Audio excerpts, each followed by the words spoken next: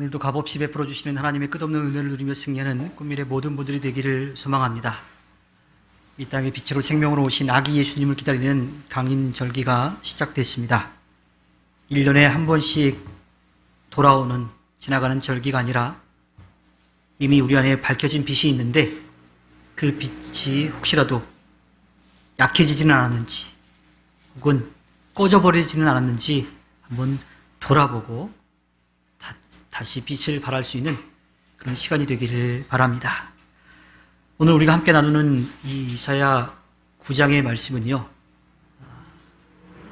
남유다가 북이스라엘과 이 아람 연합군으로부터 침략을 받아서 멸망할 것이다 라고 하는, 고통받을 것이다 라고 하는 그러한 그 상황에 대한 예언이 담겨있는 말씀, 그 이후에 나오는 거예요. 그러니까 절박한 상황 가운데 어둠 가운데 있었는데 한 줄기 빛을 볼 수 있다라고 하는 이야기를 우리들에게 들려주고 있지요. 그 어두운 상황을 벗어날 수 있는 길은 오직 주님, 그 주님을 믿고 따르는 길이다. 그 주님이 도와주셔야 된다라고 하는 것을 분명하게 밝히고 있습니다. 사실 주님을 등지고 떠난 남유다 사람들이 겪어야 될 일은요, 어둠 가운데 있는 거예요. 죽음의 공포 가운데 있습니다. 어떠한 소망도 희망도 보이지 않는 그러한 가운데 하나님의 벌을 받아야 되는 상황이었어요.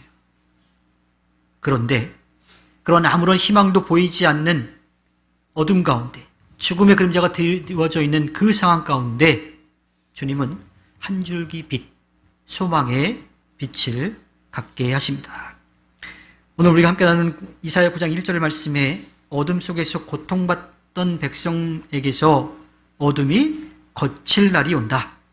옛적에는 주님께서 스불론 땅과 납달리 땅으로 멸시를 받게 벌어주셨으나 그 뒤로는 주님께서 서쪽 지중해로부터 요단강 동쪽 지역에 이르기까지, 그리고 이방 사람이 살고 있는 갈릴리 지역까지 이 모든 지역을 영화롭게 하실 것이다.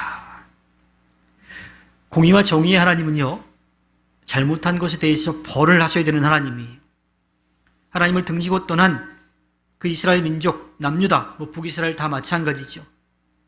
그들을 벌하셔야 되는데 벌을 받아 마땅한 그들을 하나님께서 보호해 주시겠다라고 말씀을 하십니다.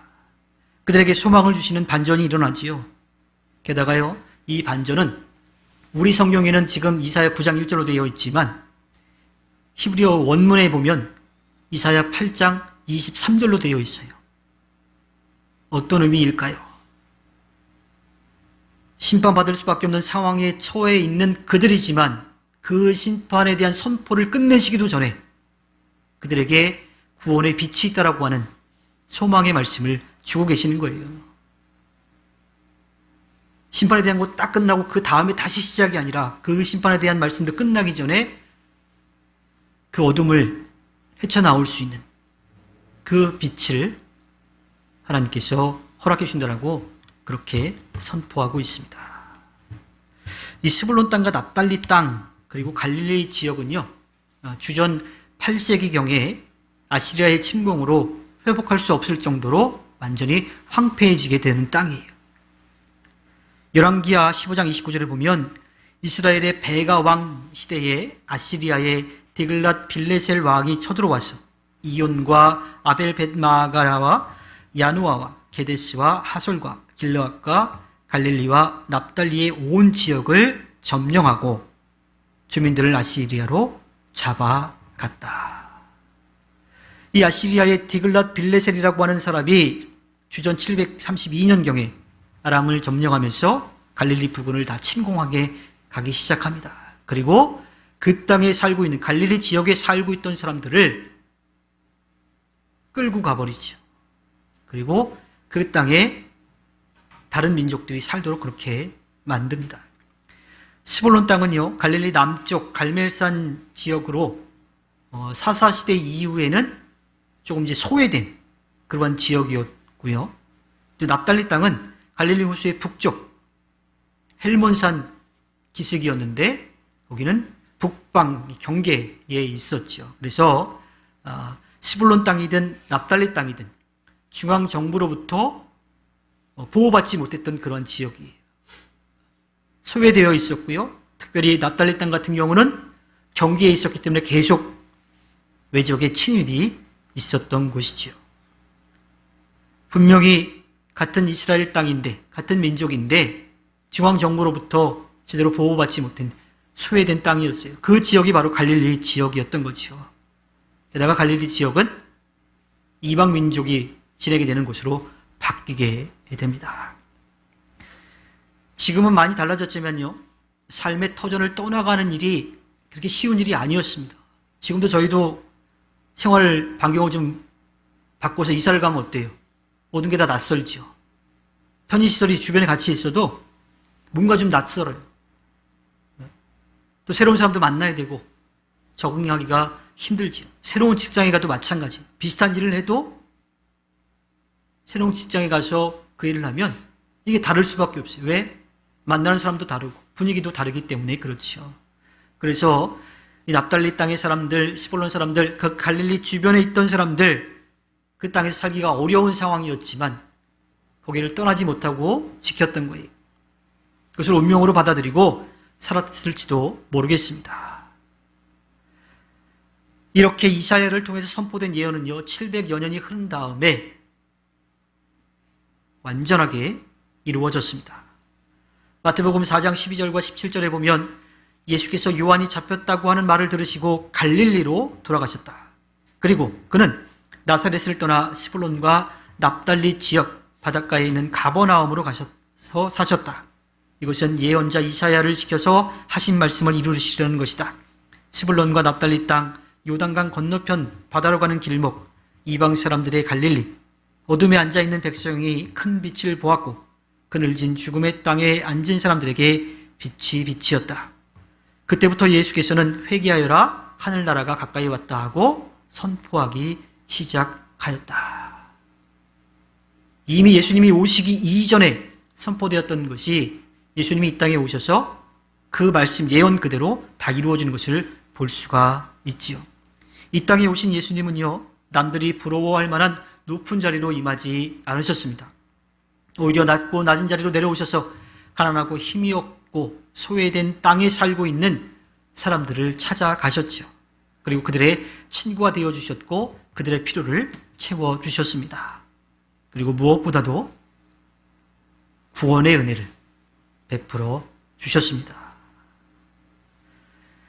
이사야 9장 2절에 가면요, 어둠 속에서 헤매던 백성이 큰 빛을 보았고 죽음의 그림자가 드리운 땅에 사는 사람들에게 빛이 빛이었다라고 말씀하고 있습니다. 여기에 불을 다 꺼버리면 어떻게 될까요? 그래도 뭐가 어디에 있는지 좀 알아가지고서 조심해서 다닐 수도 있겠지만 아무것도 보이지 않는 캄캄한 어둠 속에 있다면 어떻게 될까요?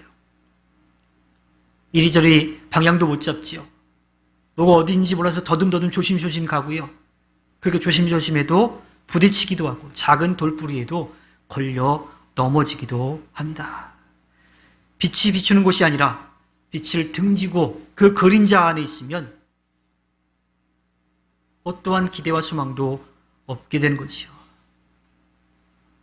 주님이 빛이 되셔서 우리에게 살 수 있는 길을 열어주시는데 그 빛을 보지 않고 주님을 등지고 있다면 우리는 어둠 속에서 고통 속에 빠져 있을 수밖에 없을 겁니다. 그렇게 주님을 등지고 떠나 있는 이스라엘 민족에게 주님은 그 죽음의 그림자가 드리운 땅에 사는 사람들에게 빛이 비춘다라고 말씀하고 계십니다. 주님을 등지고 떠나서 슬픔, 절망, 고통, 환난만이 있는 그곳에 생명의 빛이 비춰지기 시작하는 거죠. 미래에 대한 소망이 전혀 없는 완전히 끊어진 그 상황 가운데 다시 살 수 있다라고 하는 소망의 빛이 드리워지기 시작합니다. 이 빛은 이 땅의 어두움을 물리칠 생명의 빛으로 오신 예수 그리스도이시죠. 이어지는 이사야 9장 3절부터 5절의 말씀을 보면요, 하나님 주님께서 그들에게 큰 기쁨을 주셨고 그들을 행복하게 하셨습니다. 사람들이 곡식을 거둘 때 기뻐하듯이 그들이 주님 앞에서 기뻐하며 군인들이 전리품을 나눌 때 즐거워하듯이 그들이 주님 앞에서 즐거워합니다. 주님께서 미디안을 치시던 날처럼 그들을 내리 누르던 멍에를 부수시고 그들의 어깨를 짓누르던 통나무와 압제자의 몽둥이를 꺾으셨기 때문입니다. 침략자의 군화와 피 묻은 군복이 모두 땔감이 되어서 불에 타 없어질 것이기 때문입니다. 자, 그 빛이 비춰지게 될 때에 어떤 일이 일어날지, 어떠한 놀라운 소망이 그들에게 펼쳐질지에 대해서 아주 자세하게 설명해 주고 있죠. 여기에 나오는 이야기는 사사기 6장과 7장에 나오는 기드온과 미디안 전쟁의 이야기입니다. 미디안 족속은요, 이스라엘을 무려 7년이나 곡식을 약탈해 갔습니다. 계속 이 추수때가 되면 그 땅을 침략해서 곡식을 약탈해 간 거죠. 그때 주님께서는 기드온을 사사로 세우시고요, 상백명의 용사로 13만 5천 명의 미디안 군사를 하나님의 방법으로 박살내 버리신 그러한 내용이에요. 그들에게는 어떠한 기쁨이 있었을까요? 한 해 농사를 다 지어서 열매를 거둘 때 기쁨으로 기대하고 있는데 군사력으로 그걸 빼앗기는 그러한 상황 가운데 그들은 얼마나 슬퍼했겠습니까? 얼마나 절망했겠어요. 그런데 이제 그 절망, 슬픔에서 벗어나게 되는 거예요. 그 어둠 가운데 빛이 비쳐서 다시 살아날 수 있다고 하는 기대와 소망을 갖는 것이 한 해 동안 땀 흘려 수고하고 난 다음에 곡식을 거둘 때의 기쁨과 같은 기쁨입니다. 또 그 기쁨은 군인들이 목숨을 걸고 싸워 이겨서 얻는 그러한 전리품을 얻는 것과 같은 기쁨이라고 이야기를 해요. 자신들보다도 자신들을 더 잘 아시는 주님께서 싸워주시고 그래서 승리의 기쁨을 맛봤어요. 그리고 더 이상은 자신들이 열심히 농사져서 얻는 곡식을 빼앗기지 않는 상황이 되는 거지요. 게다가요, 적의 군화와 군복을 땔감으로 써서 불에 태워버려서 더 이상 땀 흘려 수고한 것을 빼앗기지 않는 그러한 은혜를 누리게 된다고 하는 거예요. 그래서 그것을 지키려고 목숨 걸고 싸우지 않아도 되는 그런 축복을 받게 되는 거예요. 그때의 기쁨이 어떨까요? 얼마나 기쁠까요? 열심히 일했지만 그거 얻을 수 없다라고 하는 가운데 긴장하고 있었는데 주님이 싸워주셨어요. 게다가 완전히 다 멸절시켜 주셔가지고 적의 군대는 더 이상 싸울 수 있는 그런 상황이 안 되도록 다 태워버리셨어요. 그때의 기쁨이 얼마나 크겠습니까? 요한복음 16장 22절에 보면 이 땅에서 얻는 큰 기쁨에 대한 이야기를 합니다. 이와 같이 지금 너희가 근심에 쌓여 있지만 내가 다시 너희를 볼 때에는 너희의 마음이 기쁠 것이며 그 기쁨을 너희에게서 빼앗을 사람이 없을 것이다. 비록 아이를 낳을 때가 되면 해산의 고통에 대한 두려움이 있다라고 하지요. 하지만 그때 겪는 고통도 굉장히 크다고 그래요. 그런데 그것을 겪고 난 다음에 그 아이를 통해서 얻는 기쁨은 이루 말할 수 없다라고 그렇게 이야기하더라고요. 물론 그 기쁨이 계속까지는 않을지도 모르겠습니다. 네. 하지만 고통 가운데 두려움 가운데 있었지만 그것을 이겨내고 난 다음에 겪고 난 다음에 넘어서고 난 다음에 얻는 기쁨은 이루 말할 수 없다라고 하는 거예요. 그와 같은 기쁨이 어둠 가운데 있는 이스라엘 민족에게 한 줄기 빛이 소망으로 그들에게 기쁨으로 다가온다라고 하는 겁니다. 또한 그것을 넘어 기쁨을 빼앗아갈 사람이 없는 완전한 기쁨. 주님은 그렇게 어둠과 절망 속에 있는 이스라엘 민족에게 소망의 빛을 비춰주십니다. 그 소망의 빛은 어떻게 나타나느냐? 이사야 9장 6절에 한 아기가 우리를 위해 태어났다. 우리가 한 아들을 모셨다. 그는 우리의 통치자가 될 것이다. 그의 이름은 놀라우신 조언자, 전능하신 하나님, 영존하시는 아버지, 평화의 왕이라고 불릴 것이다. 그 일을 위해서 이 땅에 낮고 낮은 모습으로 직접 내려오셨습니다. 1절부터 4절의 히브리어 시제를 보면요, 우리에게는 익숙하진 않지만 앞으로 이루어질 일에 대한 예언이긴 한데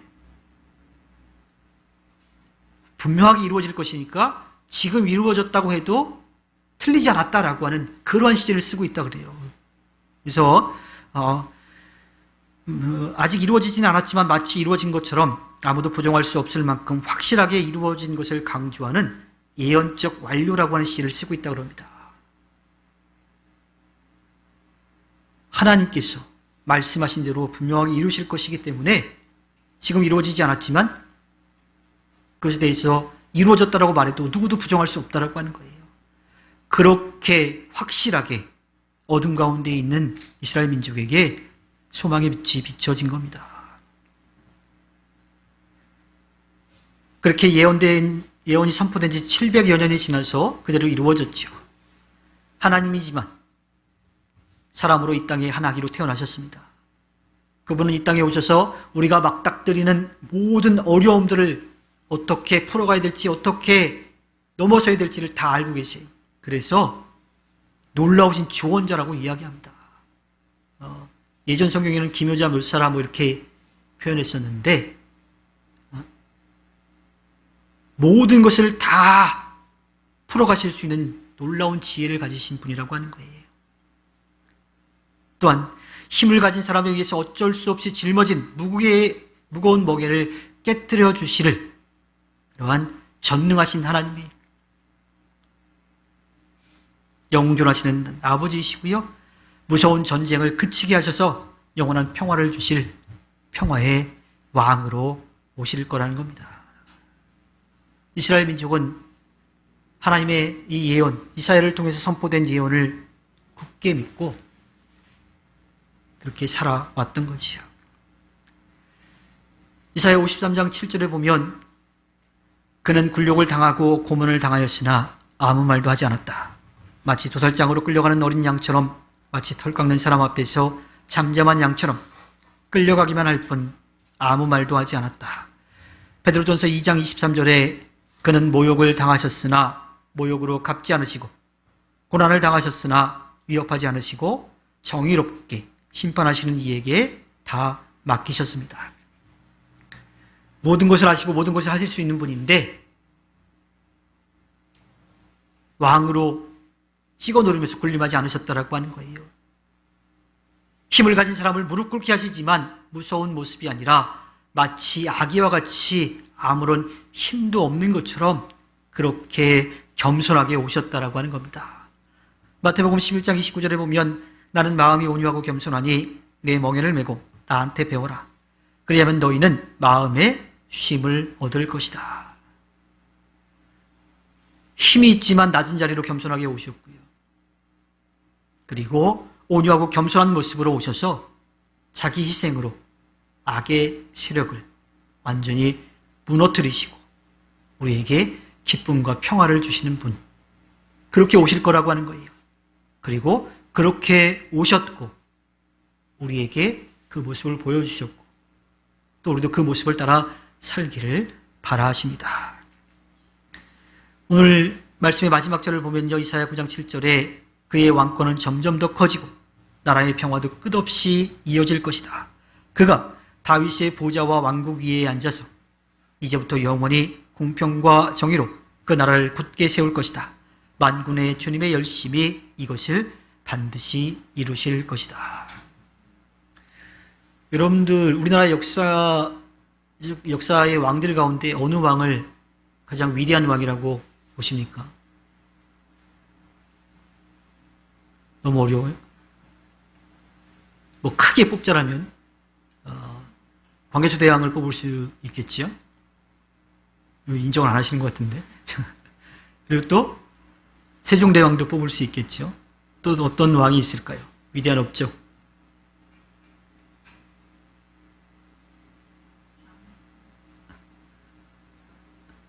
더 많을 텐데 얘기를 안 하신 걸로 알고. 근데 이스라엘 민족에게 있어서 가장 위대한 왕이 누구냐고 부르면 단 한 명이 누구겠어요? 다윗이겠죠.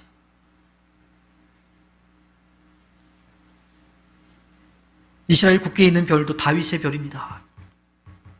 누구 중에 한 명이 있지 않을까 이게 아니고 그냥 이스라엘의 가장 위대한 왕은 누구냐?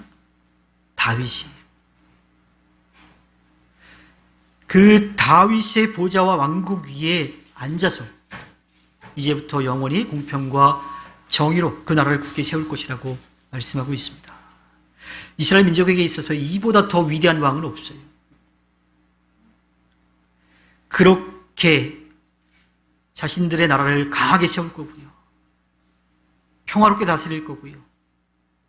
그리고 백성들이 안정적으로 살아갈 수 있게 해줄 거라고 하는 그러한 소망의 빛을 비춰주십니다. 물론 예수님은 당시에 사람들이 기대하는 그런 위대한 왕의 모습은 아니었지만, 낮고 낮은 모습으로 오셨지만 왕으로 오신 것만은 분명합니다. 마태복음 27장 11절에 예수께서 총독 앞에 서시니 총독이 예수께 물었다. 당신이 유대인의 왕이요? 그러자 예수께서는 당신이 그렇게 말하고 있소 하고 말씀하셨다. 예수님이 낮고 낮은 모습으로 오셨지만, 당시 사람들에게, 힘을 가진 사람들에게 인정받지 못했지만 그분은 진정한 왕으로 이 땅에 오셨습니다. 평화의 왕으로, 지혜의 왕으로, 모든 것을 아시고 하실 수 있는 왕으로, 또 우리가 나아가야 될 길을 어떻게 가야 될지 알려주는 지혜의 왕으로 이 땅에 오셨습니다. 그리고 무엇보다 더 이 세상을 구원할 진정한 왕으로 오신 거지요.